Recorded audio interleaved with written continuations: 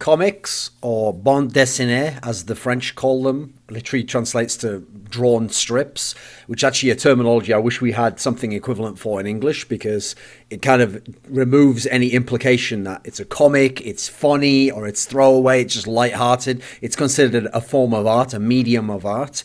And I guess they've tried to do a graphic novel, but that isn't actually quite a poor term in and of itself. So comics as a medium, I think, are one of the most important, one that I found a lot of enjoyment in. Admittedly, not necessarily one that has been mined or explored as much as it could be yet, when you consider the vast amounts of resources poured into the movie industry, for example, films, and obviously the long tradition that books, written novels, and works of fiction, prose have.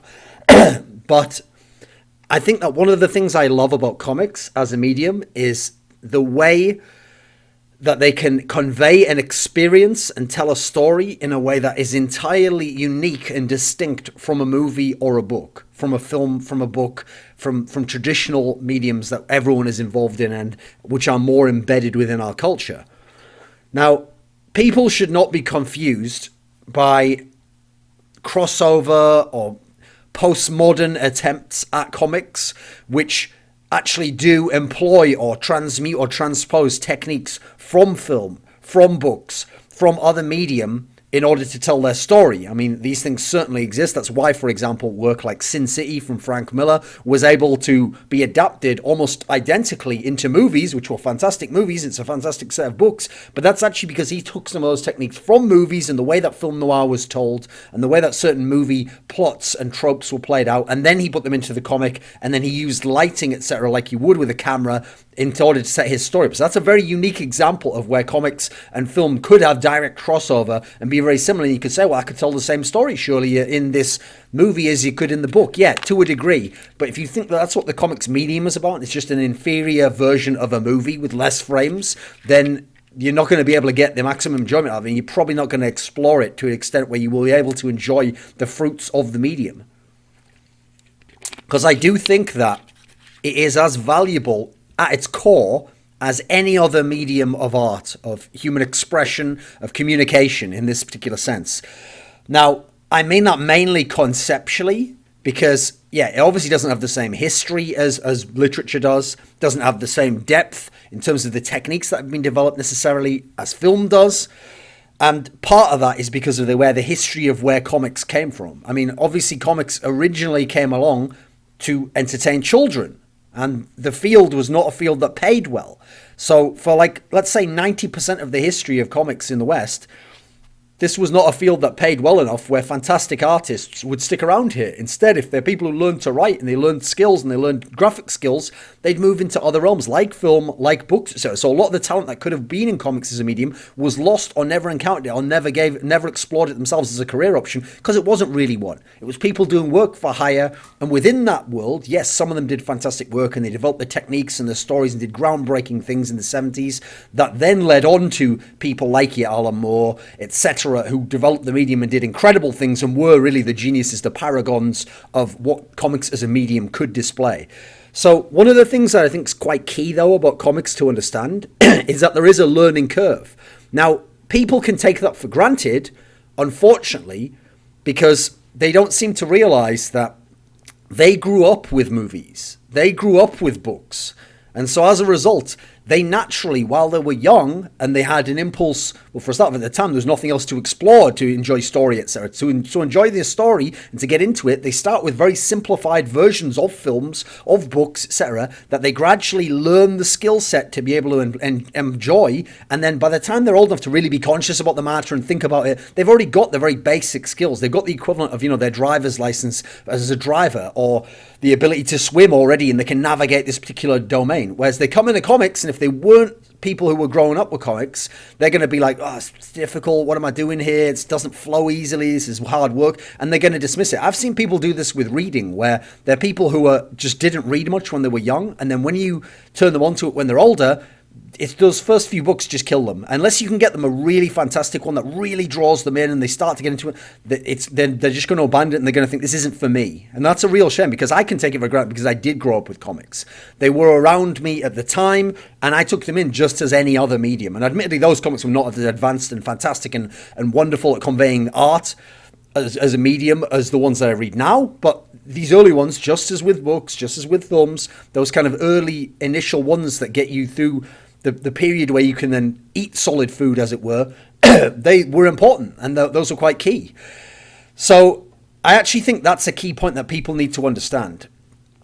If a game or a book or a movie or a new skill is hard in life, personally, perhaps because of the experiences I've had, that doesn't put me off. Like, I don't seem to have the same resistance or get turned away from it in that same way that a lot of people I find do. I mean, partly because I never think about the difficulty of it. Like, first of all, I take it for granted that if I continue to apply myself to something, it will open up. It will become easier. I will learn things that I will get through the learning curve. I will improve. It will get easier for me. I'll start to conceptualize what's going on. And it doesn't matter if initially there's some level of difficulty or there's some level of learning curve that can be quite steep, because that doesn't put me off, because I'm never thinking, oh, I can't do it. I'm always thinking, sure, I can do this. I'll give this a try. I'll keep going. And part of the reason why is because what draws me to that medium or that thing or that skill in the first place is I'm intrigued in some way. There's some curiosity. I want to know something. I want to experience something, some piece of art that seems cool and that seems to vibe with other things I like. I want a certain experience.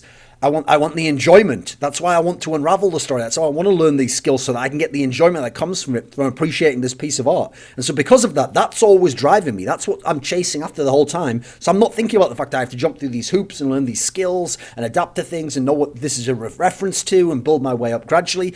As a result, I'm not doing that. So people, I think, focus too much on those difficulties and on the things they have to learn, rather than focusing on the kind of the horizon point of where you want to be, what you want to experience, what's over there that looks fantastic, and how do I get there? That's what you need to think about, rather than worrying about what the experience of, like, right now moving from point A to point B when you're trying to get to point Z is. I don't know why I said Z there, because Z is the way that people in Britain say it. So I think this is actually an issue in terms of how I notice other people get put off by mediums like comics. So the point I would make, to summarize what I've just said, is just because you read one comic, you can't then think, right, was that easy? No, it wasn't easy enough, so I'm going to give up. Or you can't think, right, I've read one comic, right, fine. Was it any good? Well, that's like what comics are all about, I guess. That's all they can do, so I'm not into it. That's the part that doesn't make sense when people try to approach this field. I mean, as I kind of alluded to before, it wasn't actually easy to learn how to read. It wasn't easy to initially appreciate film. I mean, you find kids, and you talk to them about films, they don't even understand films exist, as in the art of filmmaking. They think it's just a story. Now, what's good is that they're just seeing a story and they're trying to consume the story and they want to know what the story is and they want to experience the story. They don't understand the art that goes into that. They don't understand that someone had to create this and set up the camera shot like that and think about how these story pieces fit together and what to omit from the story and what dialogue to put in. They don't understand any of these concepts in that particular sense. So none of that's in their way, luckily, but that's the problem. As an adult, you come along and you see it and it's like, oh, these are just all these blocks, and then how does it connect to that? And what's the point of this story? And why am I reading like something that's based in children's, well, in the past, art for children? So, I mean, imagine, as a thought experiment, someone comes to you and they say to you, yeah, I don't watch films. And you go, what? And they go, I mean, I watched a couple of films, I watched like Star Wars and I watched Forrest Gump. It's just not for me, like it was, first of all, it was really boring having to just sit there and just, it's just playing in front of me. And then like it was really weird, because it would be like music playing over stuff, but like it's supposed to be like an aspect of real life, like a guy talking to someone. Why would there be music playing? And then also like, it was kind of bizarre the way that like the point of view would just shift, like one person talking and then another person talking like this, like who am I supposed to be here? Like what vantage point am I from? Am I in the middle? Like imagine I started talking like that, you'd think to yourself like, well, you just haven't given it enough of a try, mate. You haven't learned the basics. In fact, you aren't even in a position to really critique the medium itself, or whether you enjoy it yet. You haven't had enough experiences. You haven't started out and learned enough to the point where you actually know what you do and don't like, and kind of the basics of where the enjoyment is and how to get there.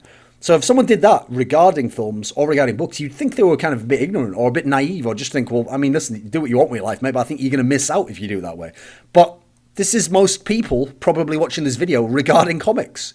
You probably have heard of some of it, and you probably think, oh, well, I read a Spider-Man comic book, and you think, yeah, it was all right, it wasn't for me. Like, yeah, it's kind of childish, you know. Like, there's a lot of people out there like that very intelligent people who I, like friends of mine that I've gifted comics, etc. And when they get into it, they're like, this is fantastic. Like, why did I not know this world existed? Like, no one explained it to me. Yeah, that's the problem. And people have these preconceptions, unfortunately. And the number one thing I'd say about comics is you can't come in with preconceptions. That's why I started the video explaining what bande dessinée means, because it's not about the idea that, it's for children, or it's supposed to be funny, or it's just lighthearted, or it's just about superheroes or something. This is one of the major issues that comics have had in terms of preconceptions. You can't come into it thinking you know it all already and don't explore, etc. Now, one of the issues I will say, and I'll credit as to why I understand why it's difficult to get into comics and why people have preconceptions, is because superhero comics dominate the market. They are the vast majority of the market. But there's a fantastic point made by Alan Moore, probably the best comic book writer of all time, the author of Watchmen, etc., From Hell. And what he said was, he made a point regarding genre and the fact that comics have a genre within them called superheroes. But the superhero comics are so pervasive and so successful and make up so many of what the comics that exist and are on the shelves now that people mistake the genre for the medium. And they think superhero comics. That is the medium, is superheroes, right? And so he made the analogy. Imagine if for books, the only books, like 99% of books that existed were Westerns or detective stories. Now, if this was the case, the reason why this is a great example for me is, I can't remember if he did a detective story or Westerns, but personally, I don't particularly like Westerns in terms of movies, and I've never really read any books except, like, I guess, Blood Meridian that were actually Westerns as books.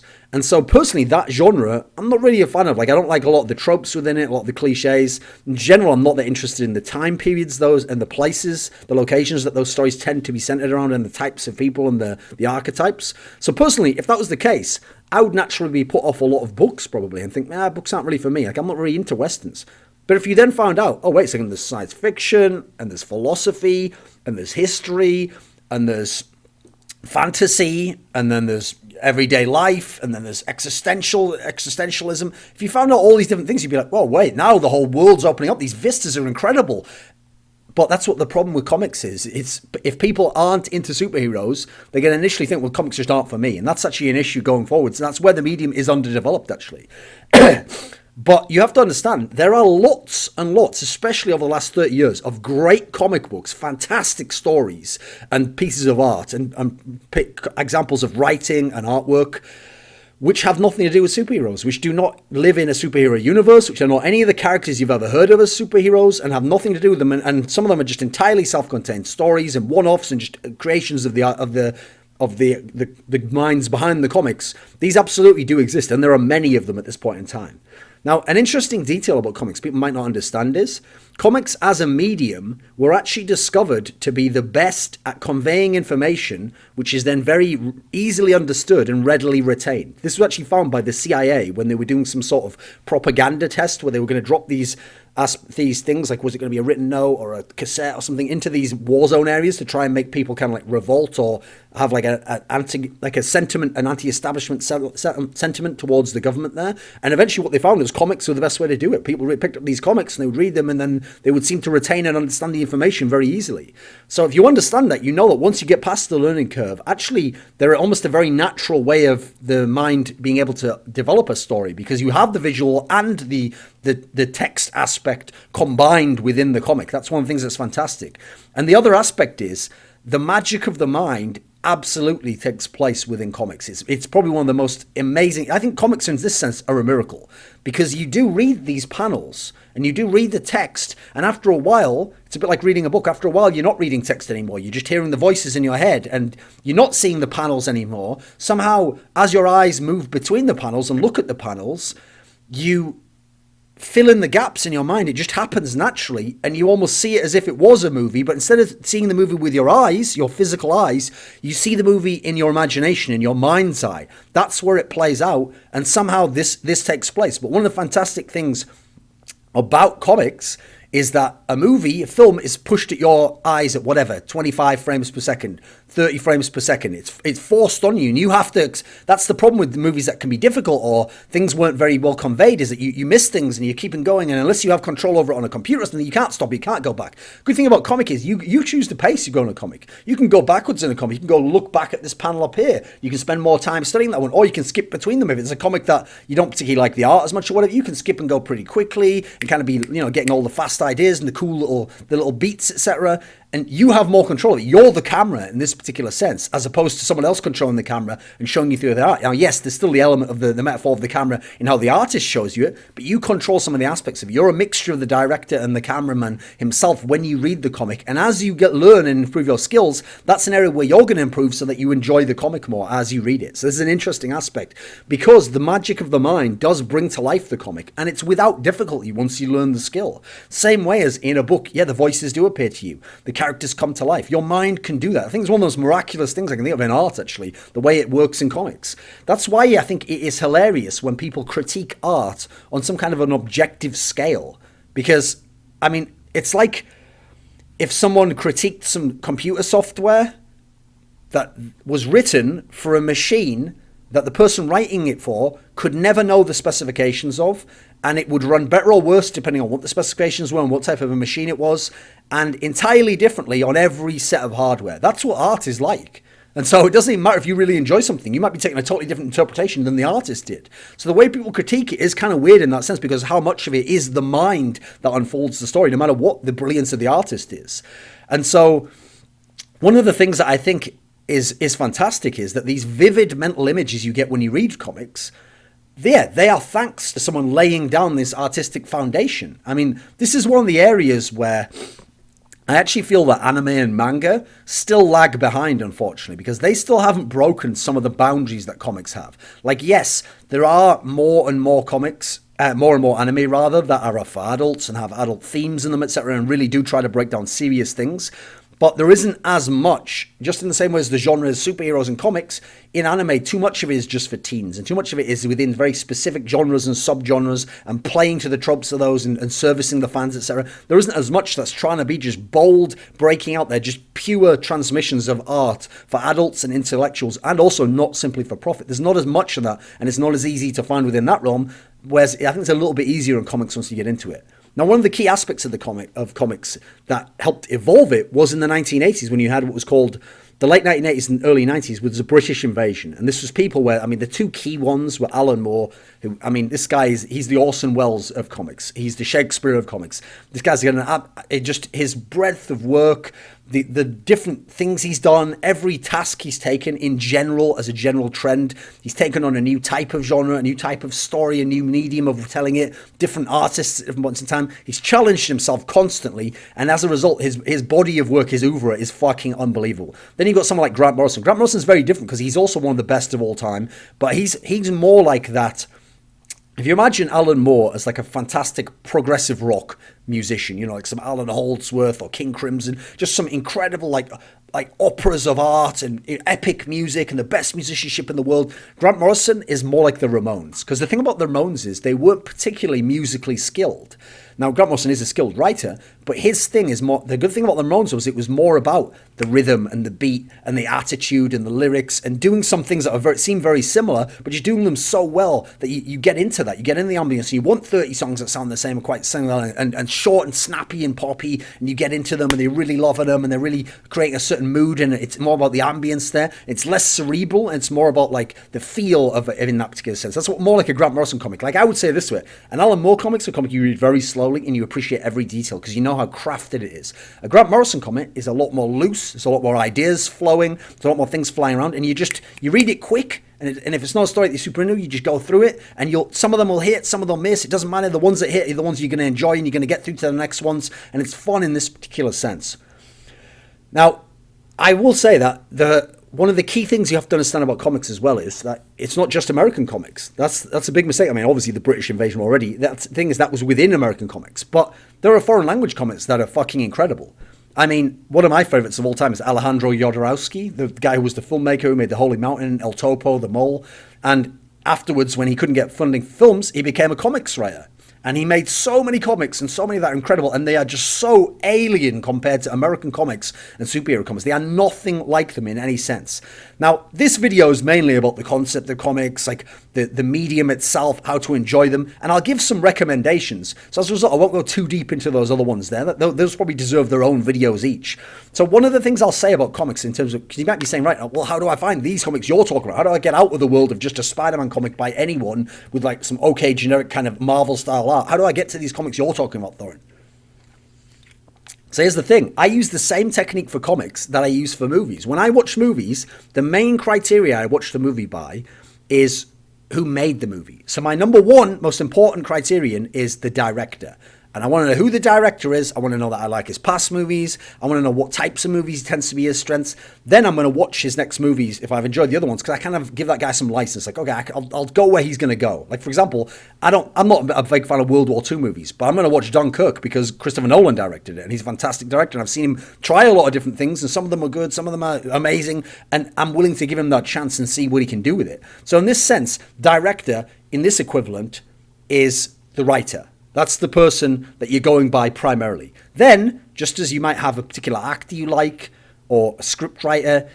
I mean, scriptwriter is kind of a bit more tenuous. Scriptwriter I sometimes go by as well if I think the script is very clever. So scriptwriter and director, to me, are kind of combined in one in the writer in comics. But if you like a particular actor, I'd say that's like half split between the character of a comic. The problem is a character alone can't necessarily carry a bad writer and a bad artist in the same way as not many actors can carry a bad movie and a bad script. But I would say the artist of the comic is also kind of like the lead actor in that particular sense. You might follow him as well if you think his work's particularly fantastic. Now, I go primarily by the writer. And so artist to me is a secondary quality. I enjoy it very much. But if the writer is good enough, I can almost endure any kind of art. Now, hopefully, people like Alan Moore do a very good job of picking the artist to go with the project, and that can be fantastic. What I do is I follow their runs on things. So do I read Wildcats? No, I didn't read Wildcats. But when Alan Moore wrote it, I read Wildcats. And when Grant Morrison wrote a few episodes, I read Wildcats. And when certain people that are interesting write the comic, then I'll read that comic. But in general, I'm following the artist, as in, I don't mean literally the graphical artist, I mean the writer. I'm following the writer from project to project to project, just as I follow directors in that sense. So that's one of the key ways I do it. Now, I'll give everyone a few starters, a few comics, and I'll come from a bunch of different directions so that people can see if there's a way in that they want to get into it. Remember, if you're not interested in this sort of stuff, who gives a fuck? Just move on with your life. I'm sure there's other great things out there that you can enjoy. There's a lot of great art and things that we can all enjoy experiences of in life. But I would start out and I'll start with superheroes because it's the most famous genre, and people might have heard some of these names and they'll heard of some of the people who wrote these comics, and I can give you the most basic insights in this particular sense because naturally people who enjoy superheroes are going to be, just because of the way it is at the moment, more drawn to comics initially. But I'll also give some that have nothing to do with superheroes. So in the world of superheroes, I'll start with a story called A Superman for All Seasons, and it's by Jeph Loeb. And what's good about this story is, yes, it's a superhero story. It's about Superman, a very famous character, but it's about Superman when he's younger. And it's a very sweet and it's a very adult story, but it's got very childlike, cartoonish kind of drawings, but they're done in a kind of a bittersweet way because it's a bittersweet story. And it's just a kind of a very nice, sweet little story that is not meant to be anything massively special. It doesn't lead into anything, but it's just to show you kind of a little tinge of the adult nature of comics and what they can do, because you know this character, but you don't know him in the way that this comic will show you him. Obviously, one of the titans of the genre, it is the Orson Welles of the genre. It's probably the best comic book ever written, if we're being real, is Watchmen by Alan Moore. It's postmodern. It's incredibly poignant at certain times. What I love about it is there is no natural structure of a protagonist and an antagonist and a linear plot that you're going through. In fact, because of the story plays with notions of time and perception, actually the story is very fragmented, and the way it's told is incredibly well crafted. It is like a clockwork design that all folds into itself and operates in this fantastic way backwards and forwards through the story and through the timelines and the chronology within the story. And then what's fantastic, it has this diverse set of characters, and as you read the book, you might have preconceptions about what do I think about this character and who is that and what role is she playing and what's he doing. But as you get to do it, I find that every time I read the book, I I relate to the characters differently, and I can put my mind in the frame of a character differently, and I can enjoy some of the characters who are supposed to be villainous in some ways and get something from them. And it's just, there's so much depth to this comic that it's just fantastic. That's why, to me, it is the Rosetta Stone of comics, if you want to get into adult comics in that sense. If you want something that is just fast, it's cool, it's got a lot of great ideas going on, Justice League of America, JLA, by Grant Morrison from the 90s. This was lots of big, fun ideas. It's not just a comic that's self-contained within that world. Because of the Justice League, you know, there's cosmic shit going on through time and other alien races and stuff. It's lots of big, fun ideas. If you like movies like The Avengers, like Guardians of the Galaxy, so it's like this, but the scale's even bigger. They're not even limited by what they forced them to only be allowed to do in the narrative of movies. This goes all over the place and has some fantastic stories. Obviously, particularly the book Rock of Ages is an unbelievable story. This is a fantastic story if you like superhero comics on a group level, but a massive scale, like no limits as to what you can do with the story. Rock of Ages, amazing arc. And as I said, that's by Grant Morrison. I would say as my final superhero one, I would recommend The Ultimates by Mark Millar. And if you like comics and you like the modern day Marvel movies, I'm not a huge fan of them myself. I think they're a little bit watered down and they're too formulaic for me, too cookie cutter, and they don't break the boundaries of where you could go with it enough. But I know a lot of people do like them. And this is a comic that is fantastic and is like that but better. So if you enjoy Iron Man and you enjoy the Avengers and you enjoy these movies, Thor, etc., then the book for you is The Ultimates by Mark Millar, because this is where they drew a lot of the ideas for how they were going to do the modern Marvel movies, and it's just like, it is like a high-level TV series almost as a comic. First of all, the art is very, very good, Brian Hitch's art, and Mark Millar is really good at kind of like pop culture, snappy dialogue, like clever ways to weave in a plot that, yeah, it's kind of like a movie one, but again, he can do a lot of things with it because he had a lot of license in this one. I think that's the one that a lot of people would get into. Now, in terms of non-superhero comics, I found many of these over the last few years, and I've always enjoyed all types of comics personally, so I've got a whole bunch I can give you here. So I'll start out with Criminal by Ed Brubaker. There are 7 volumes of this so far. This is film noir, but in modern settings in certain times. And it's gritty, and it's nothing to do with superheroes. And these are like little stories which are self-contained, but then some of them bleed into the other ones. And it is a universe, but you could, in theory, read a bunch of these books in any order. And they all have their own sort of internal morality and philosophy behind them, but they explore different aspects of different characters within that universe. And it's just a very interesting book. And because it's a collaboration between an artist and a writer in every one of the books, it has a very consistent theme to it in that particular sense. And this is, if you don't want superhero comics, you think that's very childish, this is gritty. This is an entry point where you can really get in and start enjoying some stories that'll seem more like something from literature or film. A Grant Morrison comic called The Invisibles is like an acid trip in the comics world. Because, yeah, you're in the medium of comics, but this is where you'll see how crazy the things you can do in comics are and how wild a story can get, where it can change from chapter to chapter to chapter, and the overarching things are barely holding together, but it is just holding together, and there's cool little digressions and characters that come in and go out, and this comic is able to go anywhere because it's not set in a superhero universe. Grant Morrison created his own universe just for this one story, and it goes all over the place, and it's autobiographical at times, and it's leading into fiction that he enjoys, and tying all these things. It's like seeing the whole world through the prism of what happened to him. And actually, if you know an experience that happened to him where he had sort of like an alien abduction experience during the writing of this comic, which he then worked into the story of how he told the fabric of reality and nature within this, and what he thought time was, and the effect of magic on the world, etc. This is just one of the most wild, exotic comics you could ever want to read. It's fantastic. If you enjoyed like Tony Stark in Iron Man in the movies, and you enjoy people who are like Robert Downey Jr., the kind of people he plays, Sherlock, etc., like wisecracking, clever, witty, funny, but they have like a cavalier attitude. Nikolai Dante by Dan Abnett is, let me think, is that, I better double check that actually. Is it actually by Dan Abnett? I might have mistaken that. It might be Robbie Morrison who did Nikolai Dante. Let me just double check. I want to get this right, because obviously people have to search. Let's see. Yes, my mistake. It was actually Robbie Morrison, so I will not credit Dan Abnett for that. So, Nikolai Dante is this. It is like a swashbuckling adventure with this cool character who is like a cavalier type character, but it's set in a future Russia that contains olden elements from like 19th, 18th century, but then modern technological elements.